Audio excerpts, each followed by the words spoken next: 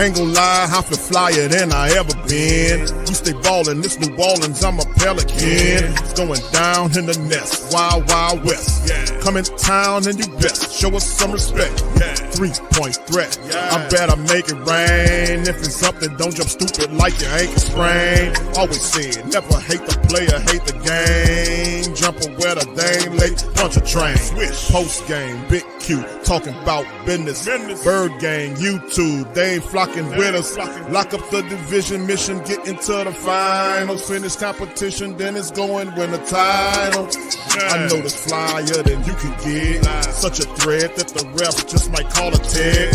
You could double, you could press, but you can't check. Right, left, slide by you like a Eurostep. Fly Pelican, fly Pelican, fly Pelican. And I tell them that birds of a feather flock together. Fly die, I'm a pelican forever. Pelican forever. And never, and never, and never, and never, and never, and never say birds of a feather flock together. Yeah, fly die, I'm a pelican forever. Pelican forever. Just the last defensive possession when they're inbounding the ball. What was your intention? We didn't execute that game plan right there. We did not execute. Is it something to hang your hat on to score on 42 points, just only taking 21 threes, just living in the paint tonight? Yeah, I loved our effort on both ends of the floor. Guys are buying in. Our identity continues to grow no matter who's out, who's in. The guys showed great resiliency tonight, toughness, physicality. I thought we were the aggressive team, put ourselves in a great position to win a game, and really proud of our efforts. You like how Derek started attacking Rudy Gobert in that game and took that last shot in regulation? Did you feel it was a good shot? It was a shot we went to, and we executed it. We got a good look there. It's a shot he can get to, and trusted him in the moment, and it almost dropped for us. But he's made big shots. He's ready for these moments, and he'll learn from them. And I'm really excited for his progress, throughout the season. What do you say to the group? I know, JB, that things aren't going the way you want to, but we see the improvement, like you've been saying, like we've been saying, statistically, but it's not showing up in a win-loss record. Is it starting to weigh on guys at all? Do you have to worry about that? You got to stay in the moment, keep believing in your team.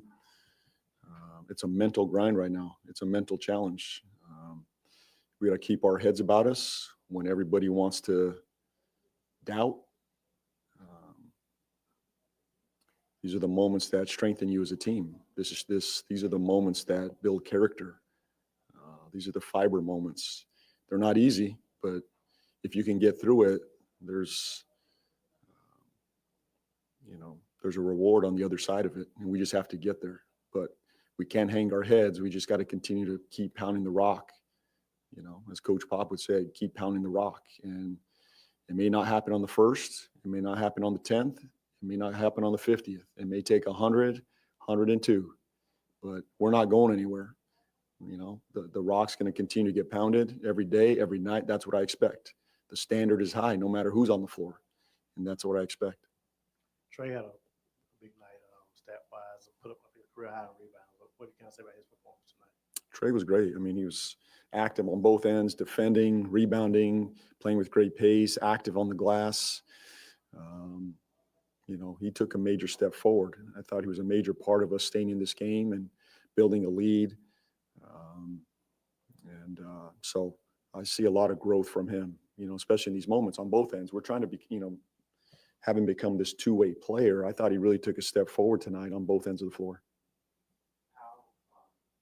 How difficult is it to choose between the trade-off of having additional ball handling on the court with two guards out there versus the lack of size? And because it looked like Minnesota was putting Fears and Jose in position of being like the low man, which made it pretty difficult on them. But yeah, how difficult is that trade-off in the moment of the game? What do you guys do? Well, we didn't play a lot. They didn't play a lot together until the end. I thought Jose, he's steady enough to help us in those moments to close. Obviously, we had a moment. And so we got to be better in those moments. I liked what we were doing on both ends of the floor at the time, and that final stretch. So But when they are out there, it's to make sure it steadies us, it gets us in our stuff. Jose, can make a shot too, but I thought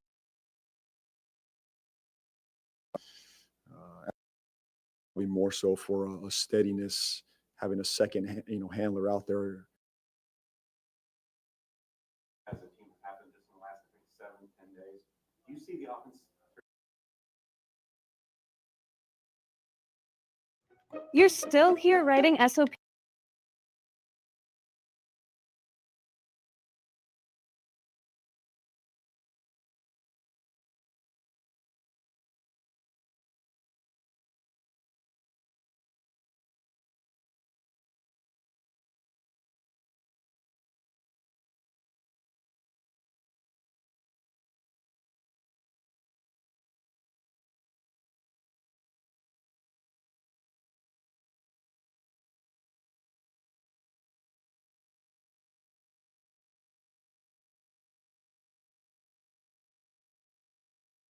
All right, for all things Pelicans, you're now tuned into the Pelican Post Game Report. Shout out to the fan. Appreciate y'all for being in this episode of PPR. We're in the building.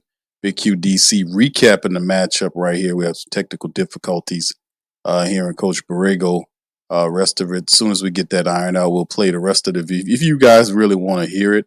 But outside of that, man, the Pelicans in overtime, man, had an opportunity to kind of take possession of the game, and ultimately they kind of lost it in the toward the back end of the game. To be honest with you, we were discussing. Me and DC was talking about the Jose Alvarado situation, but just various defensive breakdowns, bad decisions, ultimately hurt the Pelicans on the back end of this game, and Ant-Man and the Minnesota Timberwolves took possession.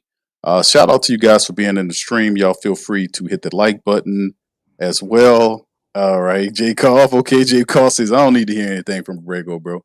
All right, there you go. Okay. All right, I got you, brother.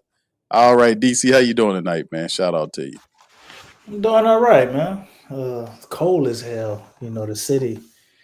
Whew, been outside all day, bro. Glad to be warm, But the Pelicans have also made me cold as hell. They have chiseled my heart towards New Orleans sports. Really don't give a shit about winning or losing at this point. Okay, all right, all right. All right. Yeah, this is it's interesting, man. Tonight watching the game, man, through stretches, the Pelicans were looking good, man. I have to say, they got up and was playing with a lot of intensity. They were playing with, they were running, they were moving the ball around, they were taking the shots, they were challenging the Timberwolves, and they were doing it. And then ultimately, when it got down to the clutch moments of the games, that's when the Pelicans really started disintegrating and breaking apart, bad decisions being made, defensive breakdowns, and the like. So let's kind of get into that, DC. Let's kind of talk about that, if you will, and discuss why the Pelicans ultimately lost this game. And I think this is their 4th straight loss now. You sure it's 4 straight? It ain't more I'm than gonna have to that? look at it. I mean, it's hard to keep up with all of the losing, man, but it's a lot of losing We going on. won in Chicago. That's the last They're time. 3-19. I think this is might be 4 or 5 straight. Y'all, I'm gonna have to look at the schedule. But go ahead, bro. While you doing that, I'm gonna look. Well, I mean, this is kind of what I hate about the game tonight. They lost this game the way they've lost every winnable game that they've had. Like, I don't remember who else we went to overtime with. You could just replace this game with that game. It's the same thing. I think that was the Spurs. We lost in overtime, and I believe we went with overtime with somebody else too and lost. They had the game in hand, right? They did the new thing, which the Pels have been doing, and they play a pretty solid first quarter. We see this version of them. They come out, they're hitting their shots, they're taking smart, timely shots, not forcing the 3 ball, taking what the defense is giving them, executing in the paint, sharing the ball, not turning it over, the whole 9, man, getting rebounds, right? And then you go in at halftime and third quarter, bit them in the ass again. But tonight, it wasn't that they played extremely horribly in the third quarter. Anthony Edwards just went on a tear, man. And he gave him like 20 points in the third quarter after everybody, was wondering what was going on with him because, we were actually double teaming Anthony Edwards. Family, can y'all believe that? He was getting the ball and they were rushing him and doubling him to get it out of his hands. Well, they went there at halftime and Finch put some stuff together and that shit ain't working third quarter. But the Pels was still in the game and they still were doing all the things that they did in the first half minus that. And pretty much to me, everybody says it's multiple games that multiple plays that can win or lose a game. That is true. But it was pretty clear to me we were going to win this game minus a catastrophic collapse, which actually happened. Jose got a rebound with 46 or 45 seconds, and he's dribbling up. And right at the 40-second mark, you can go, if you would like, Q. I don't know if you got the little ESPN window where they tell you the win probability. We were up by 4 with 40 seconds left. Mm-hmm. And for some reason, Jose dribbles it up and he actually loses the ball, man. That lost us the game. Most teams, a team that's a contender, that ain't enough to lose your game. Let's be real. But this team who needs everything to go right or everything you can get because we still don't know how to overcome adversity just yet, how to win down the clutch, how to handle extreme pressure situations. We're not built for that, man. We crack. And when Jose turned that ball over at the 40-second mark, man, that's pretty much a dead kiss because Minnesota, if we did everything right, simple basketball execution, I ain't gonna say they wouldn't have had a chance, but it would have been extremely difficult for them to win that game if we go on and run down the clock or possibly go to the free throw line. You got the free throw, thing going on. There's a chance you can get another 2 points here or there.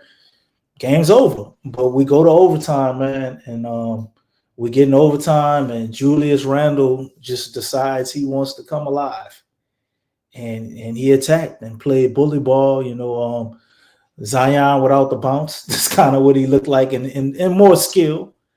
And they had no answer for that. And once they got up by maybe about 3 points or so, every shot just felt heavy, man, like extreme pressure situation, and they just crumbled. Yeah, this is and like I said, it's a lot of bright spots. Like we've seen a few things. We'll go over some of the stats, fam.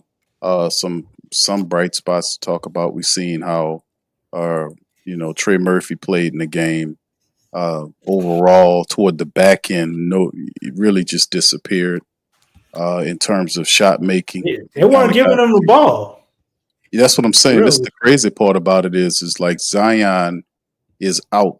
We'll cover that in the show, but Trey Murphy is obviously your second option with Zion missing. He's the guy that's supposed to get. Now, he played 41 minutes and he put up 21 attempts and finished with 33 points. But in the clutch moments of the game, he has to be the guy you play through. And I don't know what Borrego's mindset is in terms of just for guys circulating the ball and just whoever gets it and all this kind of stuff. I don't know what his ideology is in terms of it. But playing through your star talent, like your high-priced talent, whether it's Zion when he's healthy or Trey Murphy when he's on the floor as well, in the clutch moments of the game, scheming up something to get the ball in his hand, so he can get off. It's just, we just seem not to do it. But, I mean, there was a lot of fantastic contributors that played in the game. It's just a shame where this is obviously a game that, with them having Ant-Man and having their people, and us missing, some of our big guns outside of Trey coming back, but to be able to lose in OT, they put up a fight, but just toward the back end, man, the confidence is not quite there. You can see the game starting to slip away at a certain point in the fourth quarter. Like you can see the morale go down, you can see the intelligence drop, and you can see they start feeding into the we about to lose narrative. And ultimately the game slipped away to overtime, and then Timberwolves just closed the door on them in OT and put 20 points up on them versus 13. So, I mean, it's just, Borrego getting to the presser up top where we did watch. You can see he's visibly frustrated what's going on with the team because it's Willie Green and these guys left so much to be worked on with the Pelicans, man. The boxing out and just overall IQ of the team. It's more than just effort. It's just you got to know what to do and when not to do it. And ultimately, we got a lot of young guys I'm really happy for, but in the end, man, this team, man, with 3 wins, they just kind of lost in limbo with everything that's going on. Pelicans are 3-19 and 2-10 at home.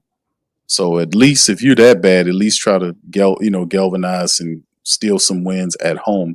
We will face this same Timberwolves team again on Thursday. But let's just jump right into the stats, DC. I'm going to turn it over to you and let you kind of fill in the blanks on what's happened to Pelicans tonight, fam. Did shoot a very respectable percentage from the field. They were 55% on 50 of 91 shooting. They were 12 of 21 from downtown for 57%. Timberwolves, 52 of 104 for 50%. And they just lit the Pelicans up from downtown. 20 3-pointers, 20 of 51 for almost 40% from them. Just shooting the ball. DiVincenzo was just knocking down everything, man. That little guy is something else. Pels did get to the foul line. 35 times converted, 30 of them for 86%. That is very good. The T-Wolves also got there, 25 of 29 for 86%.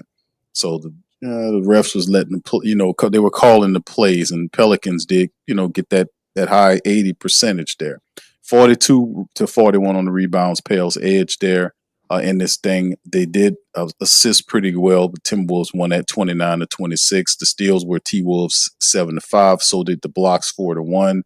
The Pelicans had 13 turnovers with 19 points off of that versus the T-Wolves had single-digit turnovers, just 9, and gave up 10 points. The Pels did win the fast break battle 18 to 13 and the points in the paint game 70 to 64. In this matchup. And of course, the Pelicans was up by as much as 15. T-Wolves had it about 10. And of course, as you circulate to the individual statistics, like I mentioned, Trey Murphy led the team in minutes played with 41 and points. He had 33 points on 11 of 21 shooting from the field. He was 50% from downtown, 4 of 8, and perfect from the foul line, 7 of 7. Trey finished with 33 points, 15 rebounds, which is a career high, 4 assists, for him in 1 turnover. That was a phenomenal game for Trey Murphy coming back off of injury. And next up after that was Saddiq Bey, who just continued to have high production. He had 22 points in 35 minutes, 7 of 12 from the field. He was perfect from the foul line, 8 of 8, finished with 6 rebounds, 3 assists, and a steal in the matchup. He was plus 5. Derek Queen put up some real good numbers tonight. In 39 minutes, DQ had 21 points. He was 8 of 15 from the field, 5 of 8 from the foul line.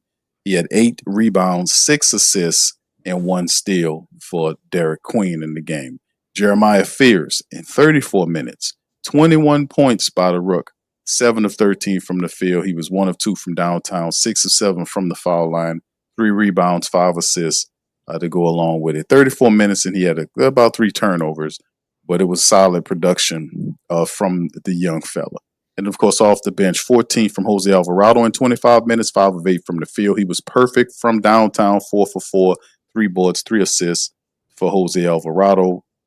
10 from Jordan Hawkins in 22 minutes. Jordan Hawkins was 3 of 7 from the field, 2 of 3 from downtown. He finished with 10 points plus 2 in the game for him. And then, of course, we did get some nice production from a few. That's seen some good defense in a couple of plays from the likes of guys like Bryce McGowan, who played in 26 minutes. He finished with just 6 points. Trey Alexander got 12 minutes, got in there and got 7 points. He was perfect, 3 for 3, and did hit a three-pointer. He had 2 rebounds and assists for Trey Alexander. Peavy got in there for 20 minutes, finished with 8 points and 2 assists. Kevon Looney, 12 minutes in the game with 3 assists and 3 rebounds and 1 assist in the matchup. And of course, the main culprit of the Pelicans' misery was the like of Santa Claus, as they call him in the little Christmas commercials. Ant-Man finished with 47 minutes. He had 44 points in 47 minutes. He was 16 of 30, 5 rebounds, 4 assists in the matchup for Santa Claus, and he put the claws right through the Pelicans' heart.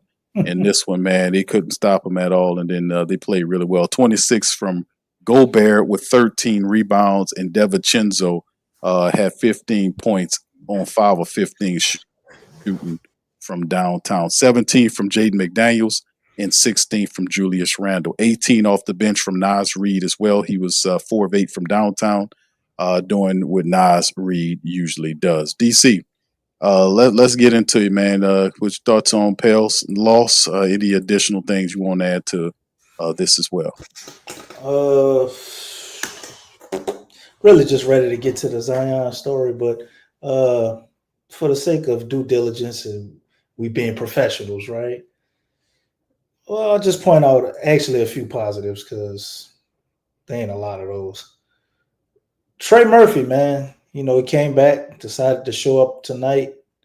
33 points, on 21 shots, amazing efficiency, career high in rebounds. Trey was out there getting boards tonight, man, 15. Hopefully that's something that can continue and we can see grow and transition. Also 4 assists from Trey and only 1 turnover. The only knock on his game tonight, man, just would have loved to see him take more shots. We could have really used Trey in that fourth quarter, or early in the overtime. And I don't know, maybe Borrego needs to call some things to get him involved. I know they're giving him the star treatment. The defense on him was pretty tight. But you just got to find a way, man, when he's playing good like this. Shout out to Trey, Derek Queen, Fears, Sadiq Bey. All of those guys play good. Even Jose, minus that turnover, man. But I really like what I was saying from Fears. He had probably about 3 amazing quarters. And that fourth quarter kind of tailed off a little bit and overtime as well. Would have liked to see him stay aggressive. Seems like he had real good confidence tonight, man. He was extremely efficient and he kind of had it going, man. I would have liked to see him taking a few more shots and just kept his foot on the gas. Like there was a point during overtime where he had like a clear runway. I mean, you could say Rudy Gobert maybe was trying to bait him. They had maybe a 2 or 3 point lead, and you just need him to attack, man. Do what you've been doing all night. He's been attacking Rudy Gobert, attacking that all night.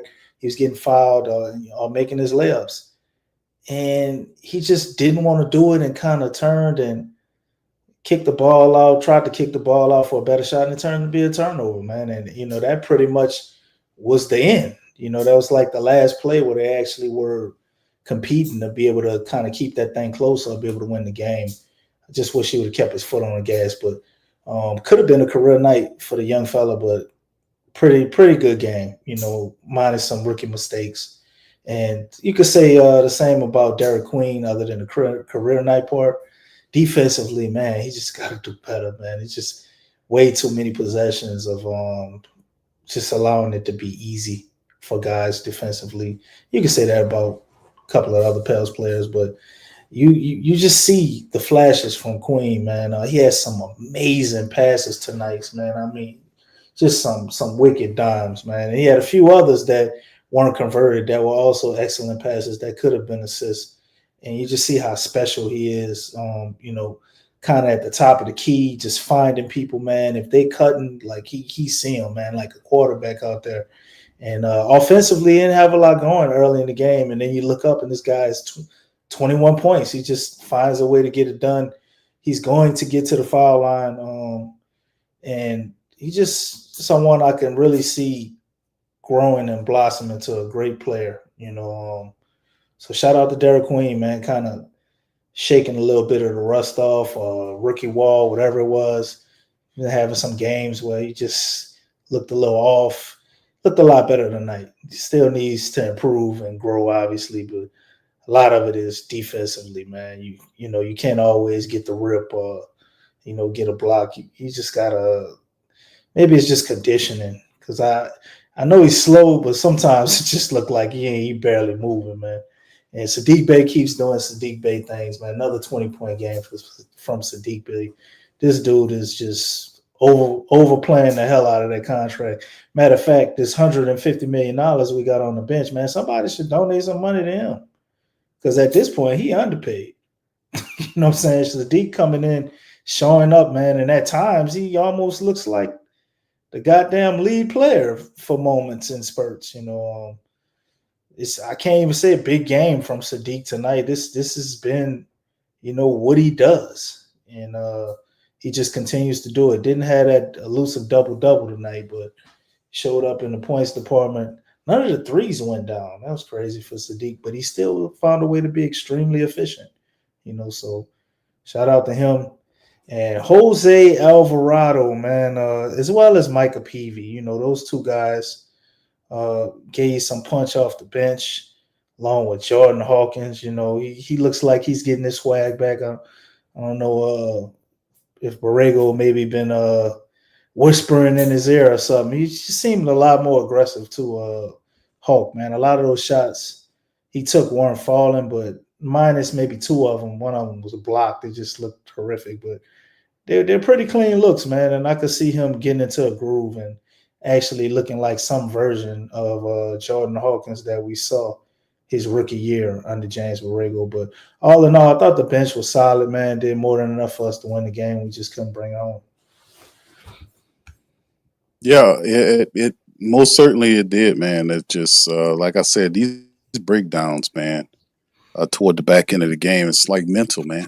You can see them sliding, man. You can see it happening. I'm like, oh man, here come the mistakes, here come the bad decisions, the turnovers, all in it at these inopportune times. Where we need to get smarter in these areas, and I think that's where it is, because the effort doesn't mean anything unless you could do it for the full summation of the game, and that's where we struggle. Coming up next, the Pelicans will have an opportunity to get some get back against the Timberwolves. They play the same team in the Smoothie King Center on December the 4th, 7 p.m. tip-off time. Pelicans looking for some revenge. If they won't get some revenge against the T-Wolves, now is an opportunity to have DC a couple days off. The matchup indicator predicts that they have 22.4% chance of doing that. And of course, damn, it went down. Shit, they gave us a better percent the first time, huh? well, I mean, the thing like is, 23. I don't remember. I stopped keeping account on it, bro. Because regardless, a lot of what the Pelicans are doing, man, it's just kind of feeding right into the narrative of not handling business for the full summation of time. We have players that are out that potentially was supposed to come back. We know Herb Jones is one of those players that was estimated to come back on December the 2nd. Of course, he was ruled out. Jordan Poole was also ruled out for this game, as well as Carlo Mekovic. We'll get to Zion Williamson after this breakdown, but Eves was also out with soreness, foot soreness, and something dealing with his ankle, I believe. So they were down a couple of people, but some of our big dogs getting Jordan Poole and Herb, and especially getting Poole back, and his production could help the Pelicans, man. So this is what we facing, man, coming into Thursday. So what was you thinking on that, DC? Let's preview this. Do we really need to just run back the tape? Well, I mean, it's difficult for people to beat you within a few days in your own building again. So, I mean, you talking about a team, but how many win? Did we even win in our own building? We probably got one in our own building. You got two. You got two wins. Two of the three wins you have is in your building. Yes, it is. I don't really think we have a home court advantage right now, so I don't think that stands for us. But I will say this: if the Pels, their mindset coming away from this game is we really should have won this game. But sometimes I don't know if they view it, the way we view it, man. Do they think they really should have won this game, or did they feel lucky to be hanging in there with Minnesota? And only those guys know that. So if they had the mindset that they should have won this game, they let it slip away, and they're actually pissed off because they know they were supposed to win this game, I think they can beat Minnesota. I mean, you Well, I saw mean, it tonight. We're more than capable, and yeah, but we this could team get get pissed another off. player or two back, in a day or so. But wouldn't hold my breath on that with the just deception and lies of whoever runs these medical listings, because everybody's been supposed to come back. Seems like for the last 4 games, right, Q? That's Yeah, what we be looking at especially right here. Everybody's supposed to especially come back. Yeezy especially wasn't even Jordan hurt. Poole. Yeah, Yeezy wasn't even on the injury report, and then he all of a sudden he just misses a game. uh, Sore ankle. especially Jordan Poole.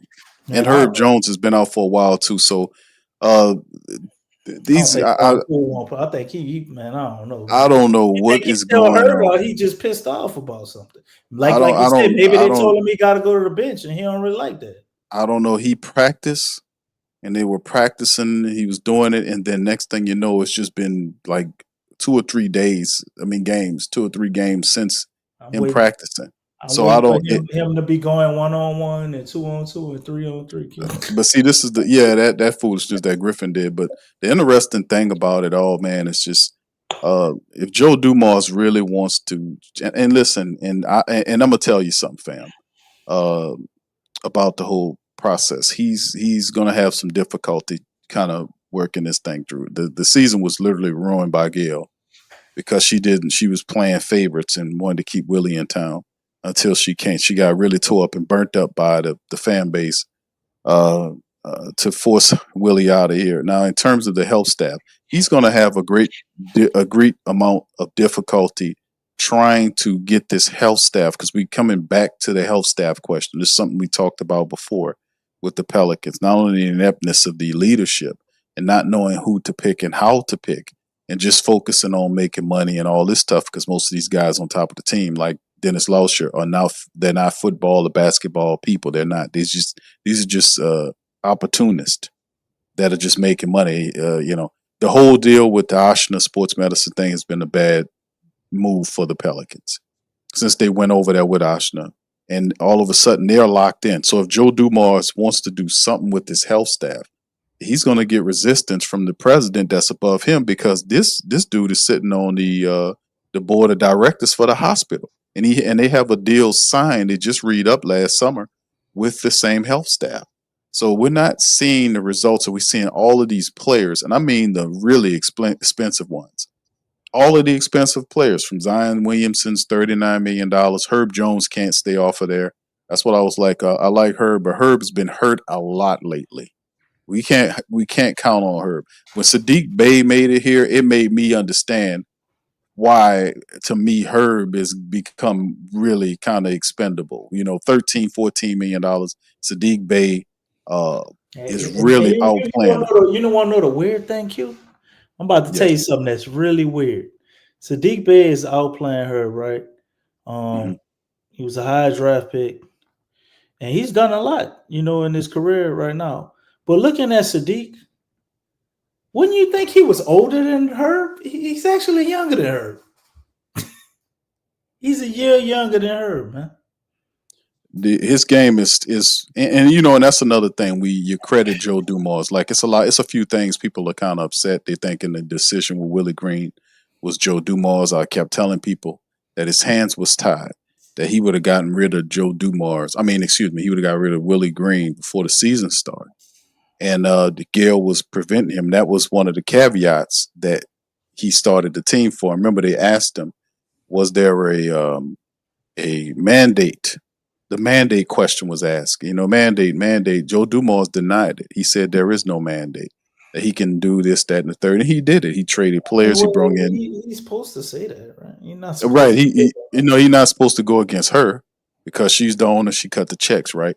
So he had to disagree with that, right? He had to say, "Nah, it's no mandate." But now we know the truth. The truth is there was a mandate. The mandate was to protect the coach, who she had, fondness of their family, the wife, whatever the case may be, have been. But with him out of here now, the fact is, if he really wants to turn this around, he's inherited Zion Williamson and all of the stuff that comes with Zion, which is the health stuff, whether it's from his side where he comes in here and all this kind of stuff. And now the staff, we can't keep none of these players. It's not just Zion Williamson.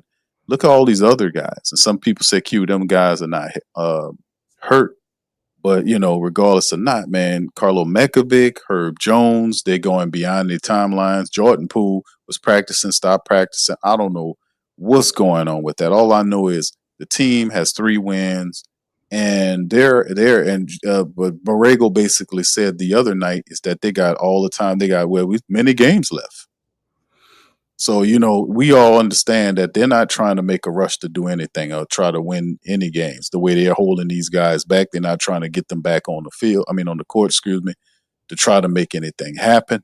They're just going about the business the regular way. And like I would love to hear from Joe Dumars about right now. I would love to hear from Joe Dumars what's going on with this team. I'd love to hear from Joe Dumars his thoughts on Zion Williamson. Of course, a lot of that stuff he's not going to tell you. But if you look at it, and when I put the poll question out there for the family members on the community section, is it time to give up on Zion Williamson? And what I mean by that is it time to drop the experiment that was Zion Williamson? Zion's been here for 7 years, family. He's been here for 7 years. 7 years Zion's been here. And it just has not worked out for us. I mean, you can't build a team around a guy that can't stay healthy, whether his fault or not. We can't do it. It's not a smart thing to do. I like to go a step further and say that what if Joe wasn't allowed to trade Zion? And who would stop him? All of this is a part of the plan. What plan would that be? The plan to let him ride out for the rest of the season, and we trade him in the offseason, man. Some things look extremely weird, like the hamstring and him still doing the back-to-backs, and it's so many goddamn things. It's like, wait a minute. We got a new president of basketball operations.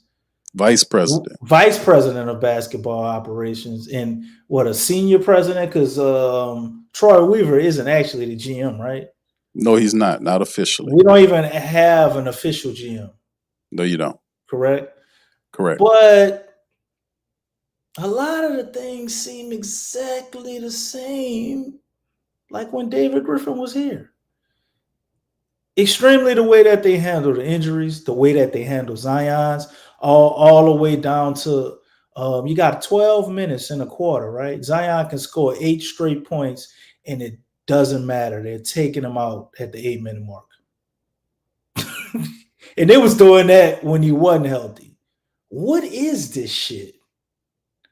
And we constantly like, why Zion ain't playing back to back? So maybe they are trying to preserve him. They just want him to kind of make it through the season. You pick a point where he got it going, and you feel confident he's not gonna get hurt. Let him build up his trade value, and we moving on, man. And I think a lot of these decisions were made before the season even started. They knew they were going to trade him. We heard the whispers from behind the scene that management wanted to trade Zion, right? After the last thing happened with the girl and went to his house and all of that, Miss Benson, that was it. Joe Dumars probably talked some sense into her of not rushing to just trade him right now. Let's build his trade value back up. Well, it's not looking so good right now. And then you look at the trade that we made for Derek Queen, giving up that first next year. Maybe they feel confident they can get a first back in 2026 from somebody. Mm-hmm. And if I know I'm gonna try to get a first back, I'm not even thinking about doing a trade till after the draft lottery to see what teams they'll take serious and which ones they won't, right? So you got a lot of things that are just lining up, man, and looking like as much as we wanted them to try to contend and do all this stuff this season, they pretty much already didn't care. They didn't care about winning. That's why they didn't fire Willie Green. They didn't care about winning. That's why we got the same damn medical staff after all of them damn injuries last year. They don't really care. The only thing they probably care about right now is getting Zion trade value back up at some point whenever they feel he's conditioned and in basketball shape and they can unleash him. And then probably doing the same for DeJounte Murray and maybe even Jordan Poole, because he might be an asset that they move at this point, because we were just talking about his injury shit, right? Jordan Poole played what is this, like his 5th year in the league? I don't think Jordan Poole has ever been injured for this long. And all of a sudden he come to the Pelicans. Man probably played 82 out of 82 games his whole career. Now he come here, he'd have missed about a good 10 or 12 games already, right? So Yeah, it's just the same thing, man. They're gearing up to get off some of these guys. We know that. I think maybe a team like Sacramento, because Joe Dumars' partner is actually a GM over there. Remember we talked about that? yeah. So he probably could be getting somebody from Sacramento. Don't get too excited, because it could be some shit like Zach LaVine or something. You ain't no telling. I ain't saying we getting Sabonis, but they got to have something up their sleeve. And then I think back to the offseason presser and Joe Dumars, and they asked him about going to the playoffs and all of this. You remember what Joe said, right, Q? We just want to play competitive basketball. You remember that? Yeah, he kind of swayed away from that. He made sure to temper those expectations, because there are no expectations. This is a developmental year. It's always been a developmental year. I'm sure they would have been okay with obviously playing good, because we don't have our draft pick, but the plan would have still been the plan. And that's the only thing that makes sense to me after watching this chain of events of everything that's happening. And we come up here and talk about these games, and everybody looks so lackadaisical. They started the season lackadaisical because they know the goddamn plan and they can't talk about it. Yeah, that would definitely explain the non-urgency that they're playing with. And of course, everybody wants them to compete, and that's what they know.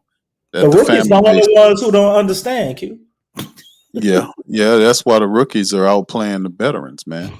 Right. And in these games, the rookies are conducting the offense. You have Queen and Fears. They're some of the biggest, scorers and players that's in PV. These guys, even the undrafted guys, the guys coming off the bench and playing minutes like Trey Alexander and Bryce McGowan's. These guys playing their hearts out.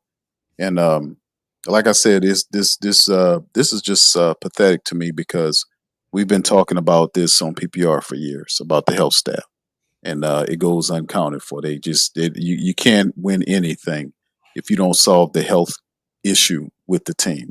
And the fact of the matter is that the Pelicans and the Saints continue to deal with the same situation because they're in bed with these people. I mean, literally, the damn president of the team is on the board of directors. How are you supposed to fire them if he's sitting his big fat ass up there? So I don't know what to really make of this, except for this is incredibly ridiculous. And then at the end of the day, it's sad. So it's promotions for people for her to get rid of and tell the team, because she don't know what she's doing. She's not bringing any new ideas to any of these situations. And the only thing that is consistent is both these teams, whether it's football or basketball, are losers. They're losing. You got a 3-win team on the basketball side and a 2-win team on the football side. Collectively, they have 5 wins total and a ton of losses. You got 3-19 today with the Pels and 2-10 on the other side with the other team. So it's just more of the same. If Joe Dumars really wants to turn this around, you got to start Joe. You got to start, because I know you probably don't know. It's probably going to take you a while to figure this out, because y'all ain't been paying attention to this. You thinking it's like a regular team that you come to and they just got some misdirection and you need to do this. No. It's not the same. These people are ignorant. They're really stubborn, and they're really, I mean, he thinking he like, hey, I got it. We just need to do this, do that. Team for 5 years thinking about what he was supposed to be here before Griffin. You don't think he's been paying attention? No, like a spectator would from afar. From afar, just thinking, oh, well, they just have been snake bitten with injuries. No. You got a year or two dealing with injuries. That's one thing. But having 7 years and more of injuries that's impacting your top players, like right now, we just got Trey Murphy back. All of the big name, we talked about this and made jokes about $100 million worth of players sitting up there watching the game. most expensive cheerleaders in the entire NBA.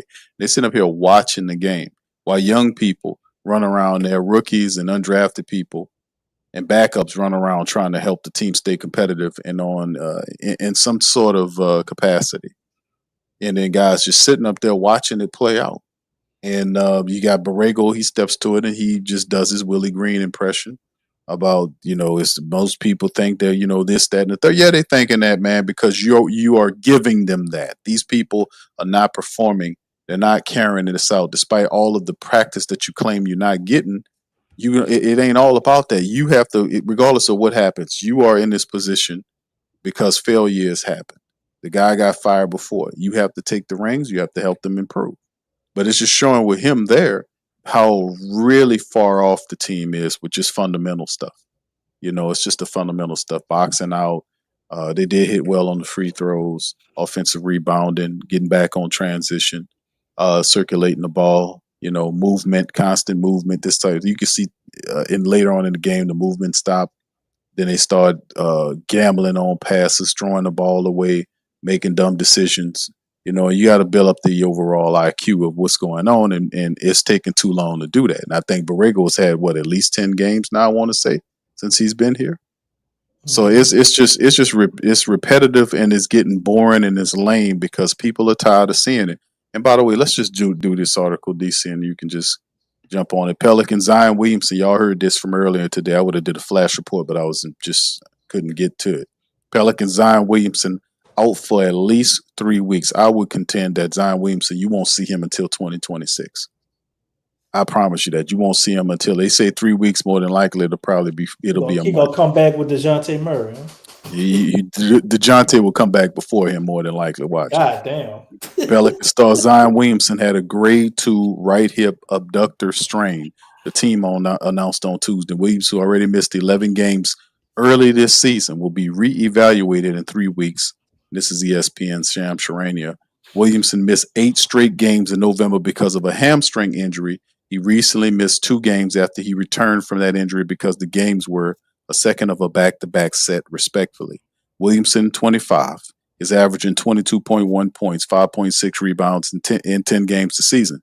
His 7th with the Pelicans. Since being drafted with the number 1 pick back in 2019, Williamson has played in 224 out of a possible 493 games. That's 45% for the Pelicans, according to ESPN research.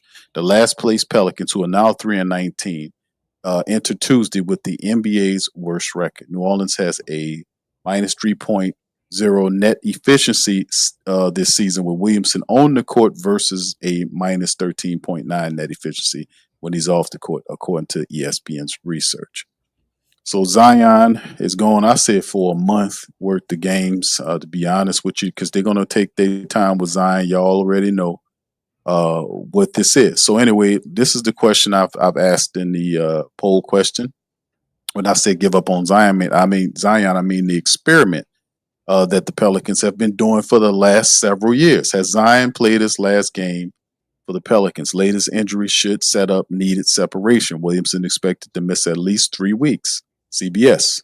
We talked about it here, and then we mentioned all the games that he lost. The Pelicans turned over their front office last offseason, while Joe Dumars and Troy Weaver haven't exactly earned pundits for their work in New Orleans thus far. They have less invested in Williams than previous regimes did. They even traded a haul to get his replacement. The early returns on Queen have been quite positive. He ranks 7th among the rookies in scoring, 4th in assists, and 3rd in rebounds. The early returns on Queen-Williamson partnership, that's more of a mixed bag. The Pelicans, 120.3 points per 100 possessions when they share the floor, but allow 23.3 according to Cleaning the Glass. Their offensive upside is considerable. You won't find many more skilled pairs of big man. They're untenable together defensively. Neither protects the rim. In a perfect world, you pair Queen with a defensive-minded center who could maybe shoot the occasional 3 to offer some extra spacing. You want the ball in Queen's hands. That's why you paid what you might have, might become the first overall pick in this draft to get him. Between Queen and Fears and Murphy, there's suddenly a fair number of mouths to feed in New Orleans. Now, Williamson outranks all of them on stature. He leads the team in usage by a meaningful margin. which creates an uncomfortable dynamic when these injuries inevitably rise. The Pelicans are one sort of team with him and an entirely different team without him. It's hard to know on a week to week basis which one they'll be. That makes planning for the future and developing younger talent significantly harder. Continually and stability are essential to growth. The Pelicans haven't had much of either since Williamson's arrival. Now that Queen is in place, it's time to begin thinking more realistically about life after Zion. Normally, this is the part where we cover which team might be interested in Williamson and what sort of return New Orleans might be able to give for him. At this point, though, the idea of some team wanting him enough to trade a substantial package is unrealistic. If the Pelicans can't rely on him, it seems unlikely that another team could. Williams' true value right now lies in contract, not his production. So anyway, DC, I ain't gonna get into the rest of all this article because it's actually a pretty solid article. They're getting. People They're don't wanna probably watch. gonna get at the that contract where he got to play so many games. You know, all the games that he missed take a chunk of money out of his pocket. So they definitely gonna dock that pay, right? So Hold even on, if DC, just a second, my brother. Let me do one thing. Let I me pulled that address up this. too, the abductor Yeah. strain, grade 2, Yes. 4 to 6 Yes. week recovery time, moderate injury, significant. Yeah, I was gonna get to Yeah. that, but go ahead, you got it. Yeah, that's the thing that we usually talk about when people are like, what the hell is that? Well, according to some medical journals online, Nationwide Children's Hospital, Cleveland Clinic, Mayo Clinic, Washington Orthopedics, and Sports Medicine, an acute grade 1 or 2 strain of the abductor muscle is an intense pain in the groin area, like a sudden stab with a knife. If the athlete attempts to continue the activity locally, a hemorrhage and swelling can be seen a few days after the injury. So is this? They say it's a grade 2, and I think they only grade 1 or 2. Yeah, it's a Strain. grade So 2. go It's a ahead, DC. You grade got it. 2, and it's gonna be you're gonna have weakness in that leg, difficulty walking, bruising, all of that stuff, muscle spasms, uh, and basically it is an actual muscle tear. But the beautiful thing about it, or the good thing about it, is it don't require no surgery. You just treat it with what they call the Rice method, right? Everybody knows that: rest, ice, compression, elevation. So 4 to 6 week recovery time. So for Zion, it'll probably be about 8 weeks. But I think that's the positive you got out of this. He will play again this season, obviously, and I don't think there's any chance that this can be like the whole weird thing we had with the hamstring. Remember that? And then the foot injury and just all of that weirdness was like, hey, he's coming back, and he just be out forever. So I don't think there's any way that they can do this. But if we sit there and look at the amount of games and go over his contract, I guarantee you, even if Zion is ready, and like let's say he has a fast recovery time and he's ready in 3 weeks, bro, right? They still gonna make him wait probably about 5 weeks or whatever it dictates on how many games he misses to get paid what on that contract. So that's always gonna be a thing. At least as long as he plays for us, or unless some type of miracle, Zion just miraculously gets healthy and plays at an MVP level. But as long as he's underperforming, the team is underperforming like that, even if Zion was healthy, I think they would make up a phantom injury and make sure he misses those games to get their goddamn money back.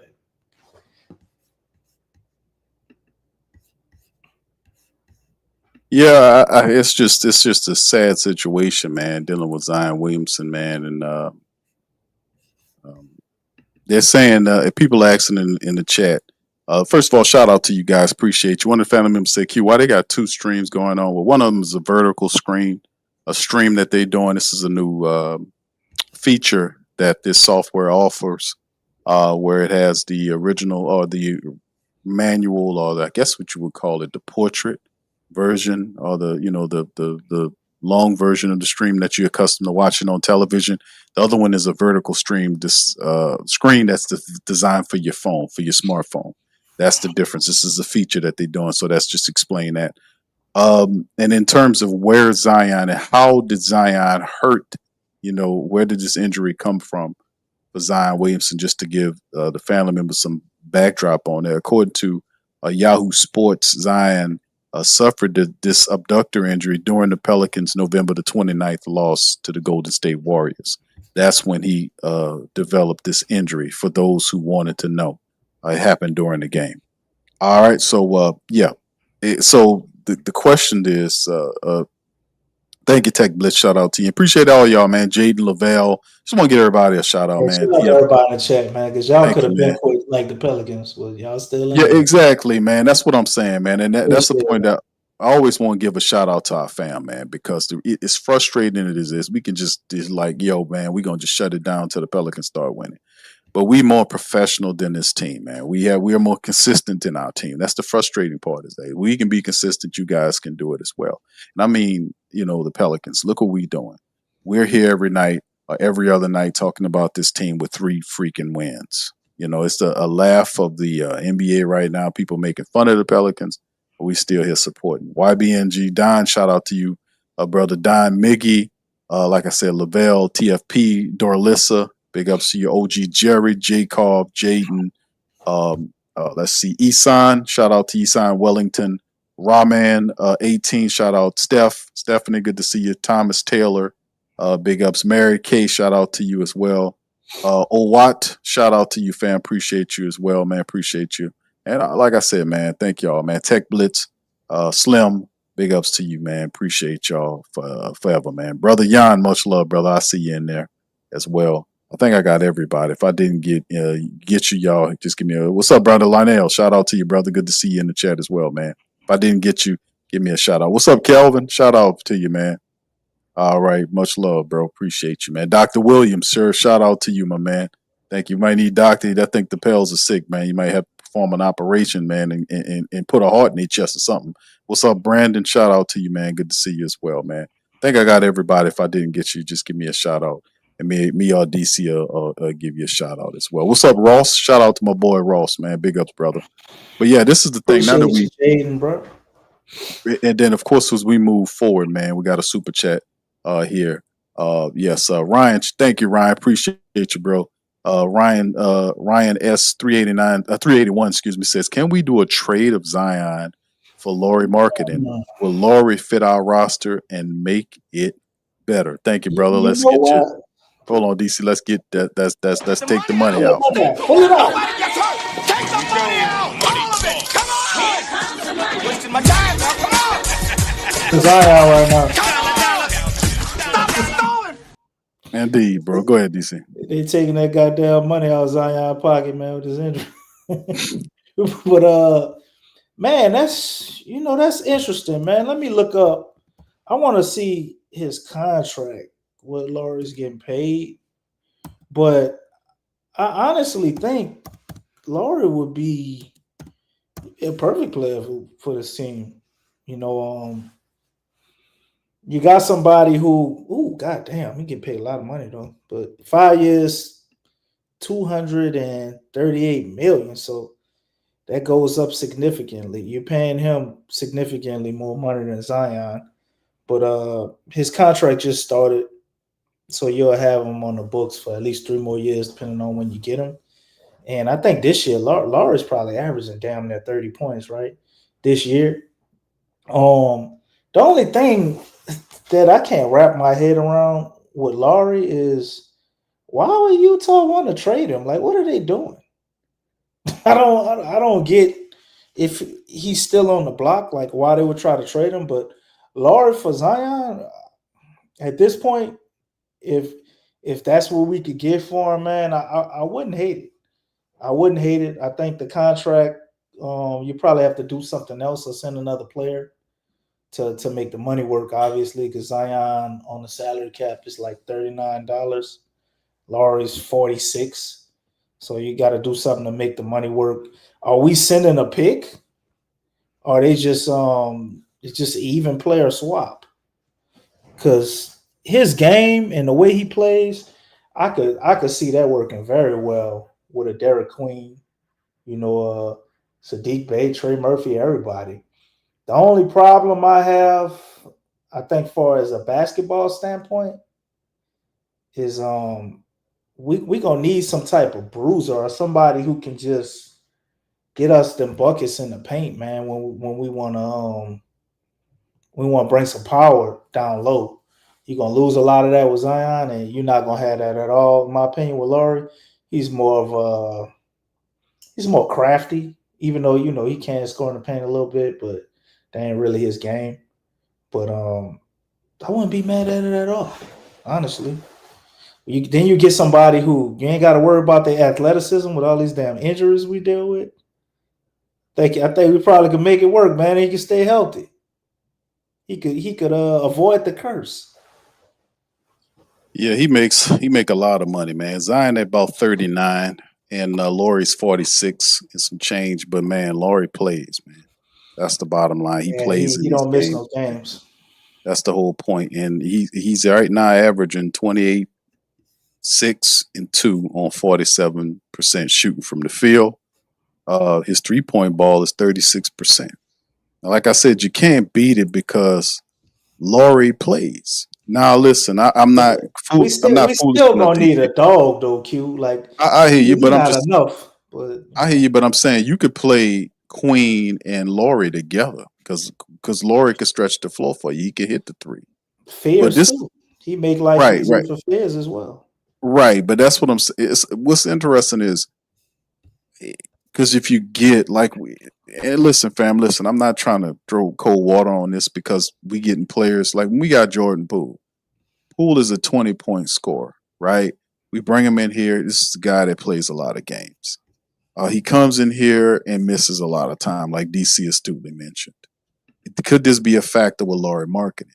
Players come to this team and we don't get the same value or performance out of them that most teams get out of their players, and that's because, like, for instance, we looked at the health staff is not, to me, is not one of the best in the game. It's probably one of the top lowest in the NBA in terms of what it does for its players. Our players are already always banged up. They stay beyond their recommended return times. This sort of thing. Guys practice, then they shut them down. It's just not consistent in how we handle business from a health standpoint.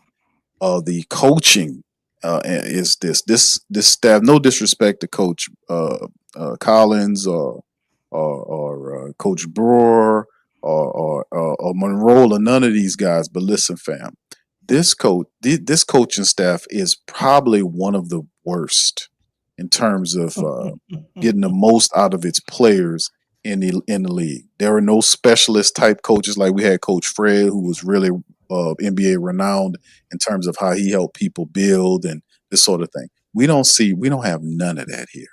The crazy part about it is the mindset and the get the non-aggressive or the non-winning mindset of these coaches. There's no dogs here. A coach that's a dog, that has a dog mentality, will draw that out of his players. We don't see that type of mentality from the team.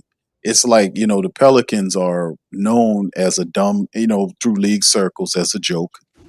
Pretty much, this is my word, as a dumb team, an underachieving team, and are proud of it. And of course, they'll spend some money and they'll get Joe Dumars. Now, I respect the Joe Dumars move because he comes with a resume, a top 50 Hall of Fame player. So he can speak to the players about championships, him being one of the best defenders on Michael Jordan. Jordan gave him them props and winning a championship as a general manager, right? With Detroit, the team he took there as a player, him and Isaiah and those others.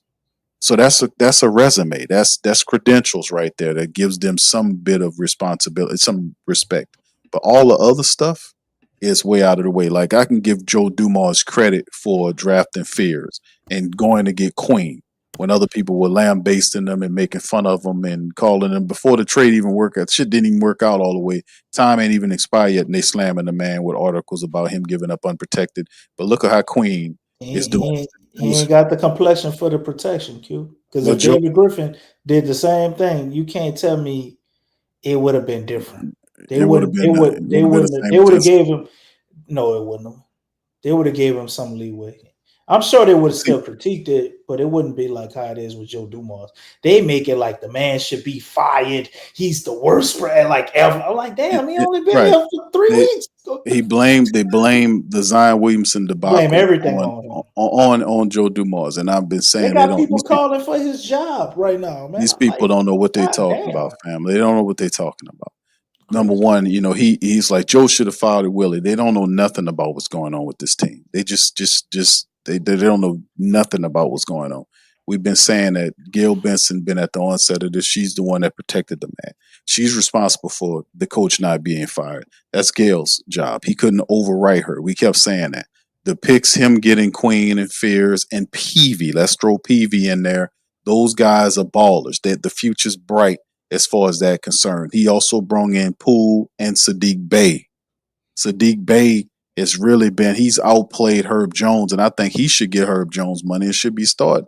Well, Herb can't stay healthy. His offensive game is struggling, and just when he starts to do something positive, he gets hurt again, and then he goes back to shit offensively. Got to reset. So it's like you got to give credit what credit's due. Now there's just some moves like the Kayvon Looney thing was still an interesting move, but Kayvon brings experience of a championship team. So does Poole. So what the crazy part about it is, like I said, we still have the overlining issues about shitty health staff. The Pelicans have one of the worst in the game. Let's just be honest. Our players are constantly hurt year after year. We also have a owner who doesn't know, doesn't introduce any fresh ideas. Her thing is to go and hug on players at the end of the game and say, "I'm there support." Ma'am, they don't need no hugs, ma'am. They got most people What got more can I parents. do? Right. What more can I do? I'm doing everything I'm supposed to do, but don't want to fire Dennis Lausch as the president of operations. Doesn't even embrace the idea of changing above Joe Dumas. Lausch should not be a president on either professional team. He's not qualified for that. He's just a businessman. Give him a befitting title. But that doesn't even come into focus.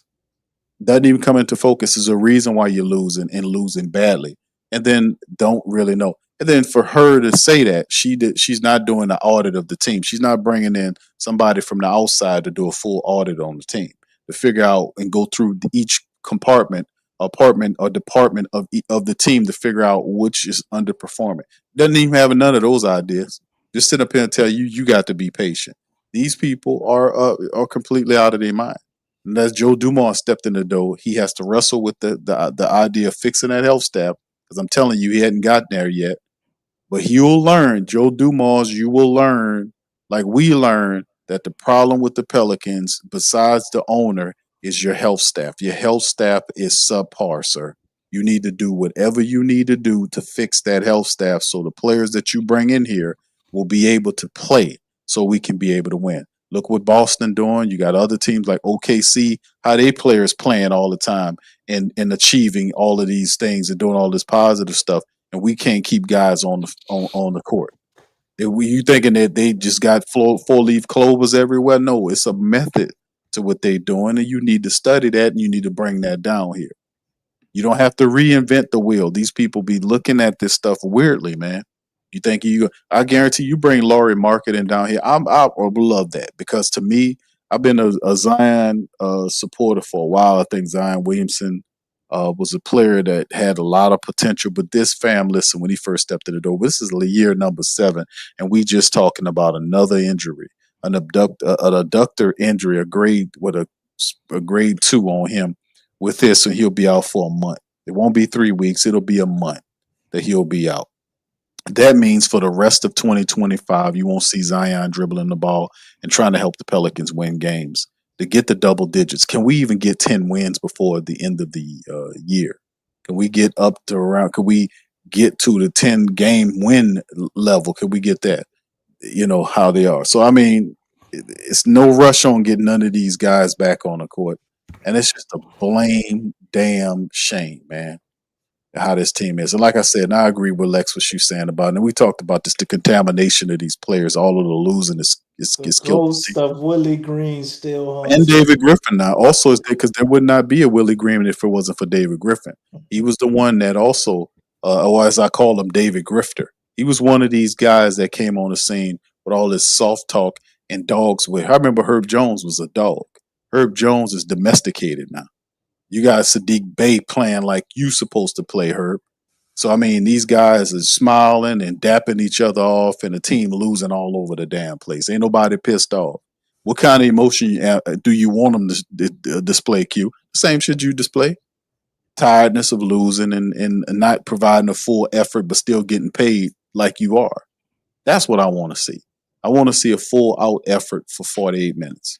I want to see these damn people play a full game and not sit down there and break down in the last portions of the game. And then Borrego, or whether it's Willie Green or Borrego, who's doing the Willie Green impersonation, getting up there and telling them that he's proud of the player's effort in losing. That's getting tired and old, bro. That is old. You're not going to do. And see, the crazy part about it is Borrego needs to challenge himself and stop saying the same stuff that other dude saying, because you saying that same shit that he's saying, that message gets stale too. You don't think these players and come in here and whether they get blown out by 15 or whether it's 3 or 4 points, thanking them for efforts in losing games, bro. What do you think they're gonna do? If you thanking them and lose, you the coach, you're supposed to push them to do better. So in the end, man, this is where we are. But DC, go ahead. We're gonna close out with that, man. What's your closing thoughts on the Zion debacle and of course the Timberwolves going forward? Well, I don't have no closing thoughts on the Timberwolves. We covered that. It is what it is. The Pels got to show us a spark, or got to show us something different, man. Somebody got to be an alpha. Somebody got to want the last shot. Somebody got to just command or take over. And until we get that out of one of these guys, somebody's gonna have to step up and want that. I think we're gonna continue to lose close games, but if we can, kind of be front runners, we get some games in there. It's 49-win season all over again, but with the injuries. But the type of way we got to win is still the same. But far as Zion, man, and this whole fiasco, I think the only thing we can do is look towards the future, and how this will play out in the direction we will want the Pels to go. We're in a position where for years we've provided them ideas. And when I say we, I'm talking about all y'all in the chat too. Not just talking about me, Big Q, Lex. And we gotta get back to, I guess, pointing the Pels in the direction we would want them to go. Because obviously, just talking about what's happening presently, it ain't working out. And it's not really that interesting, right? Because we ain't got a lot going on in the present. And even if the Pels do manage to win some games, the season is already lost. So sad to say, but it's another year where we got to start looking towards the future. But at least this year, Willie Green is not here no more. So we got one problem addressed. And a lot of the things you need to do would be finding a coach that's going to fit this core of young players. And then your next tall order, which is a quite difficult one, is figuring out who's going to be a star. You can't win in a league without stars. So if it ain't going to be Zion, then who is going to be? Because like you said, Big Q, we need a dog. Whoever is going to lead the Pelicans or step up, because it may very well be one of these rookies. They may keep excelling their game. And at the end of the season, it could be Derek Queen or it could be Jeremiah Fears. I think they're both extremely talented and possess the capability to possibly grow into that. But our mission right now is to figure out if that's the case, or figure out if we have to try to get that, or do we need to continue drafting to get that. But we need a star player, somebody that can lead this team through talent, hopefully vocal leadership as well. But if they're talented enough, maybe we could figure those things out with vets. But until we do that, man, that's going to constantly be the mission.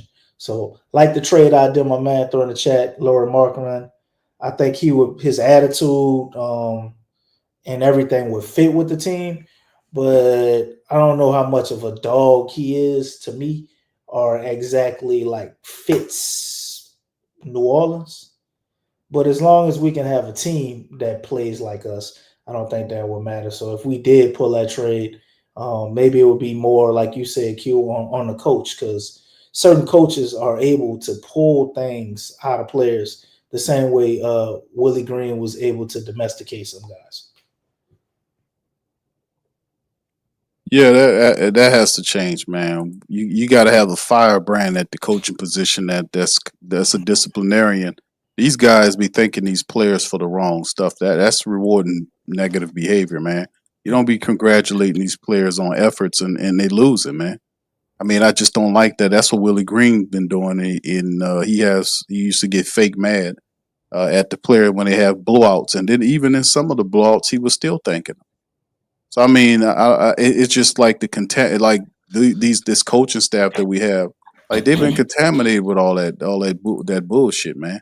Like these guys don't have no dog in them, man. They just sit up there collecting checks. And I think a lot of us are simply tired of it, man. You know, we done with all of the BS, man. So I mean, when Joe Dumars finally, when this year is over with, I believe he's going to clean house, man. He's going to empty all of these people out. You know, all these people that have been sitting up here for years, just collecting checks, not being firebrands in there, not challenging these players to play better and do better, but talking this old nice guy talk, man. You gonna get your ass up out of here, man. We don't want to hear that no more about being a nice team and all this other I stuff, and mean, we never people wanted to kicking hear your it. teeth in. Yeah, people kicking your teeth in, and you sit up here talking about thanking them for effort, and they losing the games. And then people he hears, I know he reads and watches stuff because I can hear in his commentary, Borrego's commentary, that he listening to other people blast the Pelicans because of how he be speaking against certain people about being patient and all this kind of stuff. We're not gonna be patient. We've been patient with y'all, man. It's time to put up and shut up, man. Some of these people making a lot of money. You got all these people making all this money and they're not even playing. I don't even think Jordan Poole is hurt. I mean, he was practicing, then he just stopped playing. He stopped practicing. How that work? How a player goes back to practice, they clear him to practice and then he start practicing a couple of times and then you shut him down and say, oh no, he's not ready to go yet. Not even in limited action. How's that work? And you need the guy out there. You got 3 wins. You're 3-19. So I mean, it's something weird, very weird going on. You can't find Joe Dumars right now. Joe Dumars, as big as he is, he got a disappearing act going on. I don't understand what's going on with these people. I just find it really foolish and sad all at the same time. The money, we got 3 wins, 2 wins in the Smoothie King Center. It's just a joke, man. So at the end of the day, man, I salute you guys. I ain't saluting the damn team, man. They too busy being buddy and cool and all this. Nah, you see, if you really care about your teammate, challenge them. Challenge them to do better. Challenge some of these guys that's hurt to get their shit over with, to get back in the gym and get this stuff going. Challenge these health staff people. Everybody needs to be challenged. There's no coolness going on with a team. And of course, you know, watching this kind of stuff going on with a player who you can't build around. Zion Williamson constantly hurt. We 7 years in, and the time is up. The experience, in my opinion, like I supported Zion. All the fuck shit dealing with him and these women that he running around with, doing all this sort of nastiness and this foolishness, and not being in shape prior to this season, all this kind of stuff.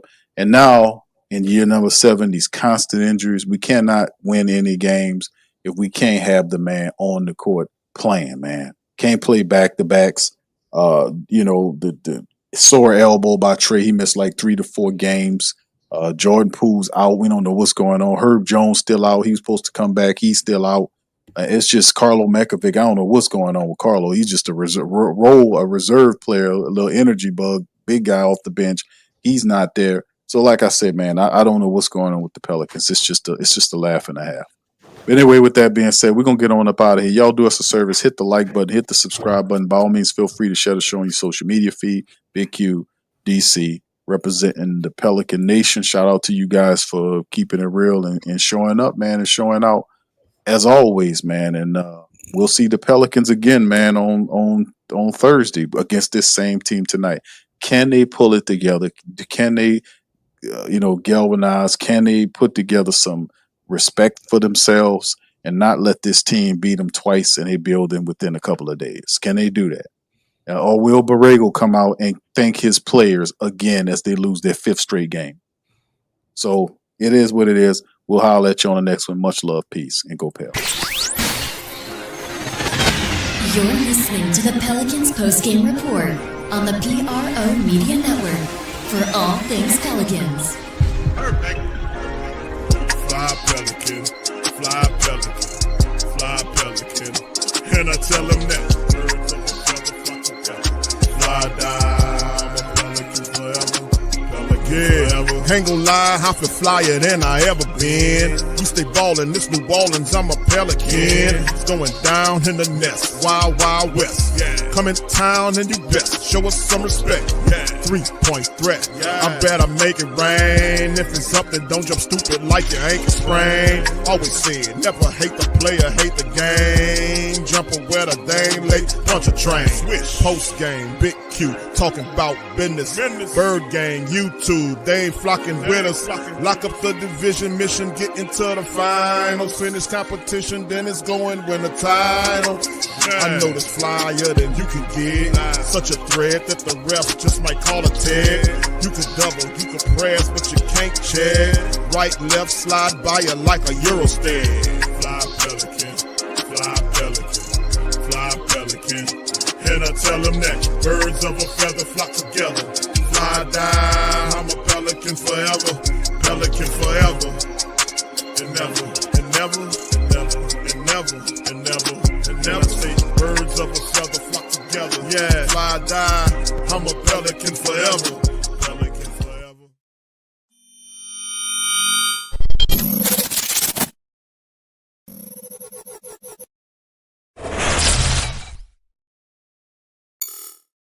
Hey, New Orleans! Whether you're catching up on Saints news at Jackson Square, checking Pelicans scores in the Garden District, or staying updated on LSU while grabbing coffee in the French Quarter, there's one place that keeps you connected to everything that matters in our city.